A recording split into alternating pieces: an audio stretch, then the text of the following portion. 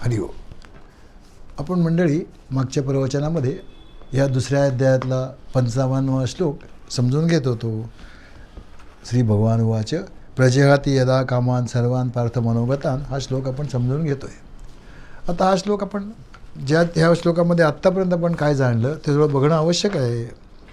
काय जाणलं आत्तापर्यंत की जर आमच्या बुद्धीमध्ये कुठल्याही कारणाने काही विक्षेप निर्माण होत असतील तर आम्ही स्थितप्रज्ञ नाही हे निश्चित आहे. म्हणजे बघा, एकतर काय होतं, जगातल्या ज्या वस्तू आहेत, व्यक्ती आहेत, यांच्याबद्दल कामना आमच्या मनात निर्माण होत असतील.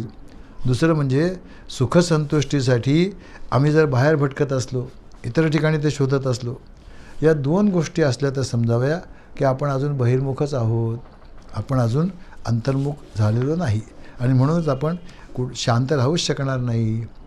म्हणजे अर्जुनाचा जो पहिला प्रश्न होता ना, स्थितप्रज्ञ पुरुषाची समाधी स्थिती कशी असते, त्याचं उत्तर आहे. भगवंत काय म्हणत आहेत की अशा माणसाला जगातली कुठलीही वस्तू किंवा व्यक्ती मोहात नाही पडू शकत. अशी व्यक्ती विकली जाऊ शकत नाही. म्हणजे या संबंधात इंग्रजीमध्ये एका विनोदी लेखकाने एक छान वाक्य वापरलं आहे बरं का. त्याने काय म्हटलं आहे, everyone has a price. प्रत्येक माणसाची काहीतरी किंमत असते. Some are purchase by money, others by praise and yet others by saying that cannot be praised. काय अर्थ होतो बघा. ते म्हणत आहेत काही माणसं पैशाने खरेदी करता येतात, अगदी सहज विकली जाणारी माणसं ती सहज विकली जातात. काही माणसांची स्तुती केली की ते विकले जातात. म्हणजे काय, कोणी स्तुती केली की तो चांगला, मग त्याचं काम पटकन करायचं. आणि काही माणसं अशी असतात किंवा हे साहेब कसे आहेत माहिती आहे का, हे साहेब एकदम छान स्वच्छ आहेत, कोणाकडून काहीही घेत नाहीत. अहो हे सुद्धा विकत घेण्याचाच प्रकार आहे. हो, ही स्तुतीसुद्धा विकत घेण्याचा प्रकार आहे. आणि भगवंतांना अभिप्रेत जो कोणी आहे ना स्थितप्रज्ञ, तो मात्र या सगळ्याला अपवाद आहे.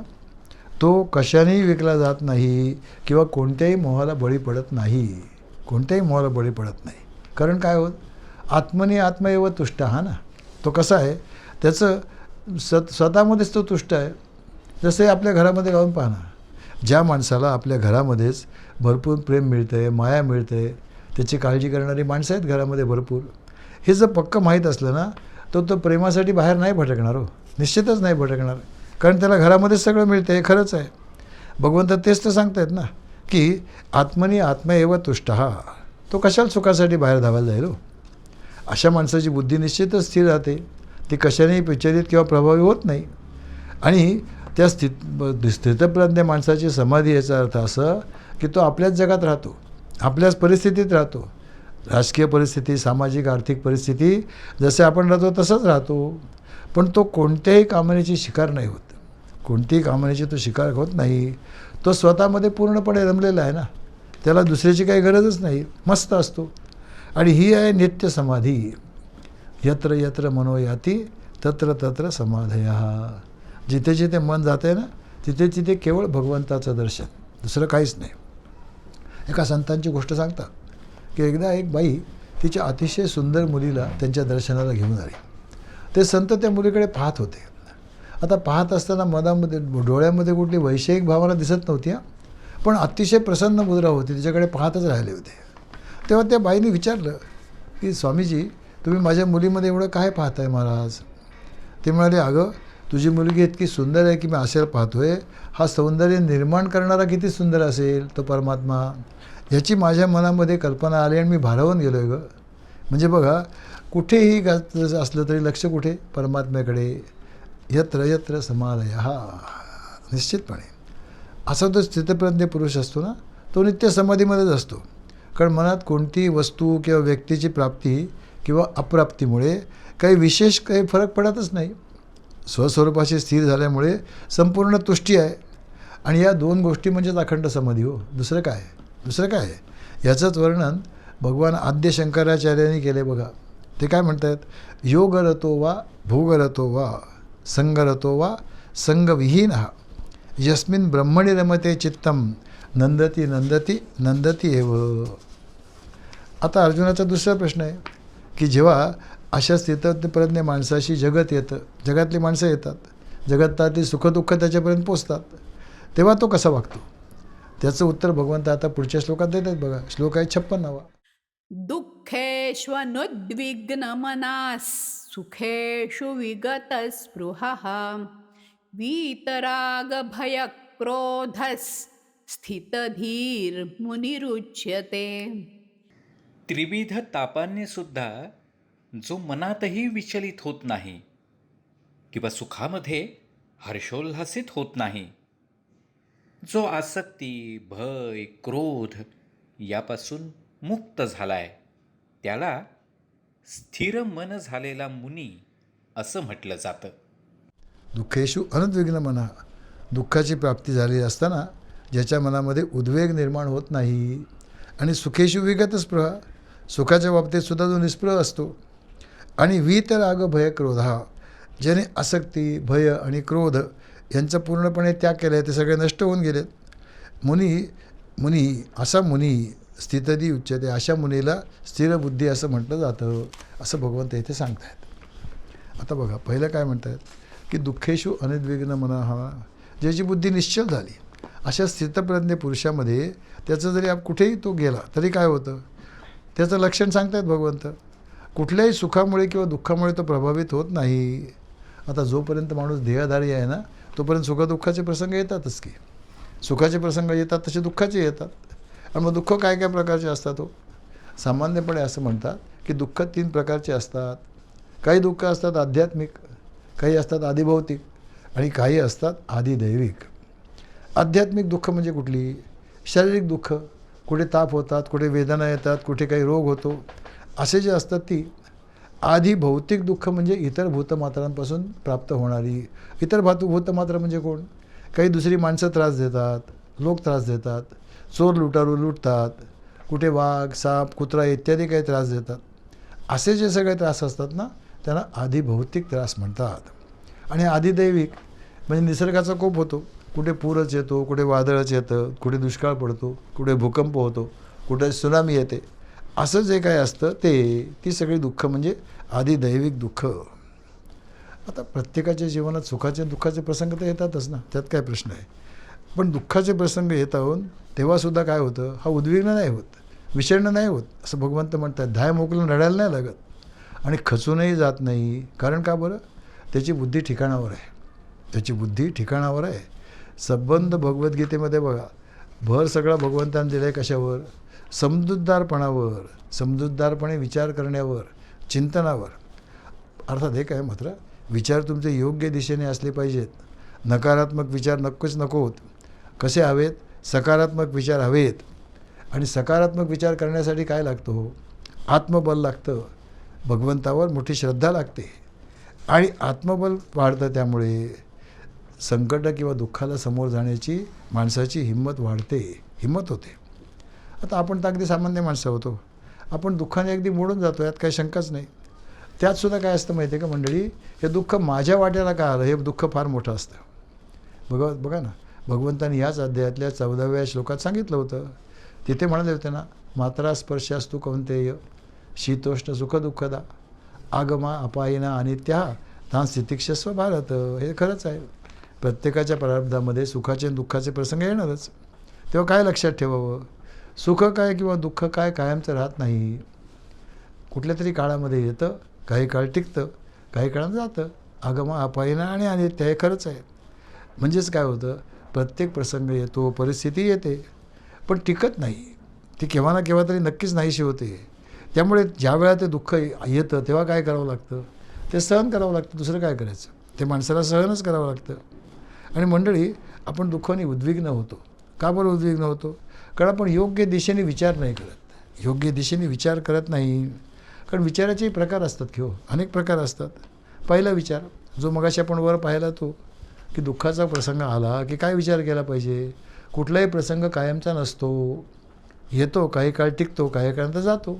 नक्कीच तसाच हा प्रसंगसुद्धा नक्कीच जाईल, असं वाटलं पाहिजे. दुसरा विचार असा आहे की जो दुःखाचा प्रसंग माझ्या जीवनात आला, तो माझ्या एकट्याच्या जीवनात आला का, इतरांच्या जीवनात येत नाही का? आपल्या असं लक्षात येईल की सगळ्यांच्या जीवनात प्रसंग येतात. हे तर खरंच आहे. असं कोण आहे जगात ज्याच्या जगात दुःख आलंच नाही? सर्वांच्या जीवनात येतात. स्वरूप वेगवेगळं असेल फार तर, पण येतात हे नक्कीच आहे. पण ज्याच्या जीवनात दुःखाचा एकही प्रसंग आला नाही असा जगात एकही माणूस असा ना असू शकत नाही. आणि मग असं मी काय वेगळं आहे? मी काही वेगळा नाही आहे. जसं ते लोक त्यांच्या दुःखातून बाहेर आले तसंच मी सुद्धा माझ्या दुःखातून बाहेर येऊ शकेन, हाही विचार आलाच पाहिजे. तिसरं, जगामध्ये कायमचं कोणी दुःखी राहू शकतं का? 24 तास दुःखी आहे कायमचा, 12 महिने, असं होऊच शकत नाही हो. कितीही माणूस दुःखी असला ना तरी केव्हा ना केव्हा तरी त्याच्या जीवनामध्ये एखादी तरी सुखाची झुळूक येतेच, कायम नाही राहत. म्हणतात ना मराठीमध्ये, रात्रीच्या गर्भात उद्याचा असे उशक आलं, किंवा इंग्लिशमध्ये म्हणतात की प्रत्येक काळ्या ढगालासुद्धा एक रुपेरी किनार असतेच असते. असा जरी आपण विचार केला ना तरी दुःखाची बोज कमी होईल बघा, नक्कीच कमी होईल, हे खरंच आहे. आणि चौथा विचार, जगात सर्वसुखी कोण आहे? कोणीच नाही हो.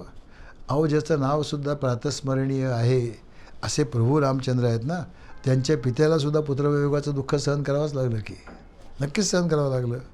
आता ज्यांच्या पोटी प्रत्यक्ष प्रभूंनी जन्म घेतला होता, अवतार धारण केला होता, अशा दसऱ्या राजापेक्षा आम्ही काय जास्ती वेगळे आहोत का हो? आम्ही काय जास्त मोठे आहोत? निश्चितच आम्ही काय स्पेशल आहोत का? नक्कीच नाही. म्हणजे बघा, विचार करा, प्रभू रामचंद्र काय, श्रीकृष्ण काय, हे तर भगवंताचे अवतार होते. यांच्या जीवनात जी जी दुःख आली ना त्याच्या 1% काय, 0.5% दुःख आपल्या कोणाच्या जीवनात येत नाहीत, येऊच शकत नाहीत. बघा ना, साधं गोपालकृष्णांचं बघा जीवन. कुठे जन्म झाला? जेलमध्ये जन्म झाला. आणि जन्म झाल्याबरोबर कुठे रवानगी झाली? अहो, राजा असून एका गवळ्याच्या घरात रवानगी झाली. प्रत्यक्ष सख्खी मावशी आणि सख्खा मामा जीवावर उठला. म्हातारपणी तर सगळी त्यांची मुलंच त्यांच्या विरोधात गेली आणि स्वतःच्याच कुळाचा नाश स्वतःच्या हाताने करावा लागला. तरीही कधी परिणाम झाला होता का त्यांच्यावर? नेहमी प्रसन्न होते. केवढा आदर्श आहे आपल्या पुढे हा. त्यांचा आदर्श त्यासाठी ठेवायचा असतो. आणि शेवटचं, सुख किंवा दुःख ही परिस्थिती नाही हो. ती परिस्थिती नाही, ती मनाची अवस्था आहे. मनाची अवस्था आहे.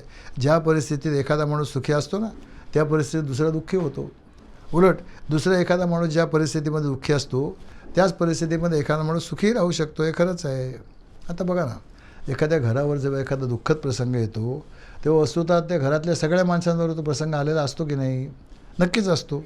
पण आपल्याला असं दिसतं की एखादी व्यक्ती दुःखाने अगदी मोडून जाते. तिला असं वाटतं की आता सगळं संपलं, this is the end of the road, असं त्याला वाटायला लागतं. पण त्याच कुटुंबामध्ये एखादी व्यक्ती अशी पण निघते बरं का. अशी एखादी व्यक्ती असते, ती काय म्हणते की ठीक आहे, झालं ते झालं, ते काय आता आपण बदलू शकत नाही, ते काहीच करू शकत नाही, आता ह्या प्रसंगातून बाहेर कसं यायचं याचा विचार करा, असं म्हणणारा माणूस असतो की नाही. आणि ही सुद्धा काय आहे, मनाची एक अवस्था आहे बघा. आणखी एक उदाहरण पहा. समजा आपल्याला एखादी जखम झाली, अगदी सारखी ठुसठुस ठुसठुस दुखते आहे, अस्वस्थ झालो आहे आपण, अगदी सारखं दुखतं आहे. अशा वेळी काय करतं, तुमचं एखादं आवडतं पुस्तक वाचायला घ्या किंवा तुमची एखादी आवडती TV सिरियल बघायला लागा. काय होतं, जोपर्यंत तुम्ही ते पुस्तक वाचताय किंवा त्या TV सिरियलमध्ये तुमचं मन रमलेलं आहे ना, तोपर्यंत त्या पायाच्या वेदना जाणवत नाहीत, दुःख जाणवत नाहीत. का बरं? कारण दुःखसुद्धा मानसिक अवस्था आहे, मानसिक अवस्था आहे. आणि मनाची अवस्था दुःख जसं आहे ना तसं सुखसुद्धा मनाचीच अवस्था आहे हो, नक्कीच अवस्था आहे. कारण शेवटी मन म्हणजे काय आहे, विचारांचा प्रवाह आहे. त्यामुळे जर विचार बदलले तर प्रवाह आपोआपच शुद्ध होतो, स्वच्छ होतो. आणि मग शुद्ध आणि स्वच्छ प्रवाह झाला की तो काय होतं, काही दिवसांत तो परत गढूळ होऊ शकतो, कारण परत वाईट विचार येऊ शकतात. म्हणून मग तो तसं होऊ नये म्हणून काय करावं लागतं की एकदा मन स्वच्छ झाल्यानंतर त्याला भक्तीची, श्रद्धेची आणि भगवंतापुढच्या शरणागतीची जोड द्यावी लागते. सद्गुरूपुढे शरण जावं लागतं. आणि मग काय होईल की नकारात्मक, गढूळ आणि दुःखद विचार पुन्हा त्याला थारा मिळत नाही. मग काय, विचार सकारात्मक होतात, भक्तीने पवित्र होतात आणि मग सुखदायकच होतात. म्हणून भगवंत सांगतायत, दुःखेषु अनुद्विग्न मनः. बघा ना, आपण जर योग्य प्रकारे भक्तियुक्त आणि श्रद्धायुक्त विचार केला तर अगदी 100% नाही हो, 100% पूर्णपणे आपण भगवतचरणी स्थिर होणार नाही अगोदर, तरीसुद्धा झालो तरीसुद्धा काय होईल, काही प्रमाणात आपण दुःखी होणारच. प्रसंग वाईट आला तर आपण दुःखी होणारच नक्की. पण निदान मोठ्या प्रमाणावर दुःखावर मात करू शकू की नाही? नक्कीच आहे. आणि म्हणूनच 100%चा आदर्श भगवंत आपल्यापुढे ठेवत आहेत. त्यासाठी आत्मपरीक्षण हे चिंतन आहे. पुढे असं सांगतायत, सुखेषु विगत स्पृहा. सुखाच्या बाबतीत जो पूर्णपणे निस्पृह आहे असा. आता स्पृहा म्हणजे काय हो? स्पृहा म्हणजे लोभ. लोभ म्हणजे काय होतं, एखादं सुख समजा प्राप्त झालं की बरं वाटलं, संतोष झाला, आवडलं ते सुख, की तेच तेच सुख परत परत प्राप्त व्हावं अशी जी मनाला इच्छा निर्माण होते ना, असं जे अर्थ त्याला म्हणतात स्पृहा. सुखाची स्पृहा, सुखाचा लोभ, दुसरं काय.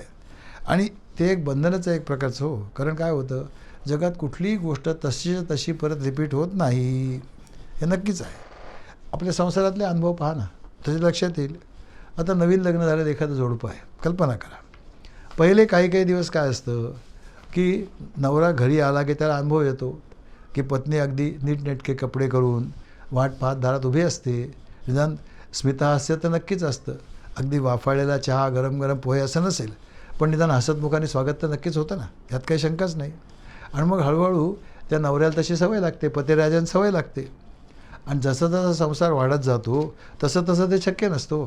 पुढे पुढे काय होतं, बऱ्याच वेळा जेव्हा पतिराज घरी येतात तेव्हा ती एकतर मुलांना शाळेतून आणायला गेलेली असते, भाजीला गेलेली असते, किंवा एखाद्या मैत्रिणीकडे गेलेली असते, किंवा एखाद दिवशी तिचा मूड कुठेतरी ऑफ झालेला असतो कशाने तरी.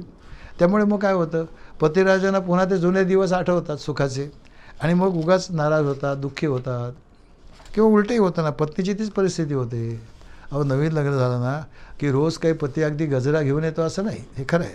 पण तरीसुद्धा प्रेमळपणे विचारपूस होते, कुठे फिरायला जोडीन जाणं होतं, खरेदीला जाणं होतं.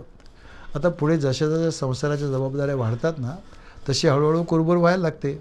आणि मग अशा वेळेला पत्नीला तो मागचा प्रेमळपणा आठवतो आणि मग दुःख होतं. कारण काय बरं, तेच तेच सुख परत परत मिळावं ही स्पृहा. सुखेषु विगत स्पृहा. आणि हीच गोष्ट साधनेमध्ये सुद्धा घडते. हो, हे नक्कीच आहे. शास्त्रीय भाषेत त्याला एक शब्द आहे बरं का, रसास्वाद विघ्न. रसास्वाद विघ्न म्हणजे काय होतं, समजा आपण ध्यानाभ्यास करीत असतो, ध्यानाला बसतो आहे, कल्पना करा, किंवा नामस्मरण करतो आहे. एखाद दिवशी काय होतं, परमेश्वरांच्या कृपेने, आपल्या पूर्वसुकृतामुळे म्हणा, किंवा सद्गुरूंच्या आशीर्वादामुळे म्हणा, नामस्मरण किंवा ध्यान अगदी मस्त होतं, मन रंगून जातं, जगाचा विसर पडून जातो. आणि मग काय होतं माहिती आहे, रोज तसंच घडावं अशी इच्छा निर्माण होते, स्पृहा निर्माण होते. आणि रोज तर तसं घडत नाही, घडूच शकणार नाही. तसं काहीच रिपीट होऊ शकत नाही ना. आणि मग काय होतं, परत आम्ही दुःखी होतो. म्हणजे बघा, स्पृहा असते, लोभ असतो, परत परत तेच तेच प्राप्त व्हावं. हे कशाच्या बाबतीत होतं, भोगाच्या बाबतीत, योगाच्या बाबतीत नक्कीच नाही. म्हणजे जर तसं परत घडावं असं वाटत असेल तर आम्ही ध्यानयोगी नाही झालो, आम्ही ध्यानभोगी झालो. आणि व्हायचं आहे काय, ध्यानयोगी व्हायचं आहे. त्यासाठी सुखेषु विगत स्पृहा. मंडळी, जीवनात जसे दुःखाचे प्रसंग प्रारब्धाने येतात ना, त्यासाठी काही साधनेची गरज लागत नाही. हो, निश्चितच येतात. तसे सुखाचे प्रसंग येतात की नक्कीच. त्यामुळे काय होतं, जगात जेव्हा सुखाचा प्रसंग येतो तेव्हा त्याच्यामुळे माणसाने फुलून जाऊ नये. तेच तेच परत मिळावायची इच्छा निर्माण झाली तर त्यामुळे काय होतं, दुःख होतं. आणि भगवंत हेच तर पहिल्या वेळेस सांगतायत. आणि दुःखेषु अनुविघ्न मना सुखेषु विगत स्पृहा. असा माणूस काय होतं, सुख किंवा दुःख याच्या प्रभावाने किंवा अभावाने तो विचलित होत नाही, हे नक्कीच आहे. कोणत्याही गोष्टींनी प्रभावित होत नाही ना, तो स्थितप्रज्ञ. आणि आपल्याला सत्संगात साधतं की हो, सत्संगात सांगतं ना, खरंच आहे ना. बघा ना, आजपर्यंत किती प्रवचनं ऐकले आपण, किती सत्संग ऐकले, भरपूर ऐकले की नाही. काही परिणाम झाला का हो, काही बदल झाला का आपल्यामध्ये, काहीही बदल झाला नाही, हे खरंच आहे ना. मग तेच आता जीवनातल्या इतर प्रसंगांना लावायचं आहे, दुसरं काय करायचं आहे. भगवंत अशक्य असं काही सांगत नाहीत मंडळी, काहीच सांगत नाहीत. ते जे सांगतायत ना, ते सगळं शक्य आहे. त्यासाठी एक सोपीशी साधना सांगतो मंडळी, अगदी सोपी आहे. काय माहिती आहे, कोणीही विचारलं कसे आहात, पटकन सांगून टाका, एकदम मस्त, first class, on the top of the world. उगाच तुमची दुःख किंवा हे उघळत बसू नका हो, काही उघड नाही, काही जरूर नाही. कारण खरं सांगू का, कोणालाच त्यात काही इंटरेस्ट नसतो. कसे आहात ते विचारणं जे असतं ना, ते केवळ एक औपचारिकता असते, औपचारिकता असते. हो, तुम्हाला कुणाला इंटरेस्ट आहे तुमच्या सुखदुःखामध्ये, हे नक्कीच आहे. आणि असं पण आहे ना की खरोखरच जीवनात समजा 30 गोष्ट रोज रोज मिळाली, तेच सुख परत परत प्राप्त झालं, ते तू सुख राहील का दुःख होईल. बघा ना, माझे एक मित्र होते बरं का, आता बिचारे नाही, देवाघरी गेले. पण काय झालं होतं, त्यांना पोटात एकदा काहीतरी रोग झाला, काहीतरी असेल विशिष्ट. मग डॉक्टरने औषधं तर दिली होती, पण त्याने एक पथ्य सांगितलं होतं की बघा, आता काही दिवस काय करा माहिती आहे, बाकीचं सगळं खाणं बंद करा. आणि मग काय करा, फक्त पोळी खात जा आणि पोळीबरोबर दूध आणि केळं घ्या, शिकरण करून खा, हरकत नाही. त्यांना अतिशय आवडलं, कारण त्या माणसाला शिकरण अतिशय आवडायची, खूप खायचे, बरं वाटलं. चेंज झाली असं वाटलं. पुढे काय झालं बघा, पुढे असं झालं की मला 1 महिन्याने भेटले. म्हटलं का हो सध्या चैन आहे तुमची अगदी, रोज शिकरणपोळी रोज शिकरणपोळी. अहो नाव नका काढू त्या केळ्या आणि शिकरणीचं. म्हणे का हो, अहो काय रोज रोज तेच तेच तेच तेच खायचं. आता डोळ्यासमोरसुद्धा ते केळं दूध नकोसं वाटतं. बघा ना, मस्तपैकी पावसाळी हवा पडली आहे, गरम गरम कांदा भजी घरात लोकांनी केली आहेत आणि मस्त सगळेजण घरचे ताव मारत आहेत आणि आपण काय खायचं, फक्त ती शिकरण आणि पोळी. असंच एक सांगतो बा, आता कधी बरा झाला ना आता एकदा की परत आयुष्यात त्याला कधी हात लावणार नाही. म्हणजे काय झालं पहा, सारखं सारखं सूपसुद्धा कंटाळवाणा वाटतो, हे निश्चितच आहे. जेवणात जसं बघा, आपल्या जेवणात तिखट पाहिजे, मीठ पाहिजे, खारट पाहिजे, गोड पाहिजे, आंबट पाहिजे, तरच जीवनात मजा आहे ना. आणि जीवनात सगळे रस पाहिजे तो, तेच खरं आहे ना. आणि म्हणून काय असतं, सतत सुखच मिळालं काही उपयोग नाही हो. थोडी धूप थोडी छाव पाहिजेच. सदा चांदणीला ताची नाही, हे तर खरंच आहे. आणि आपण तर सगळेजण साधक आहोतो, त्यात काही शंकाच नाही. म्हणजे वेदांचा जरी अभ्यास नसला ना तरी निदान वेद आपण सत्संगातून तर ऐकलेत ना, सत्संगातून जाणले की जीवनातली सुख काय किंवा दुःख काय ही केवळ प्रारब्धामुळे येतात. त्याला काही कोणी करावं लागत नाही.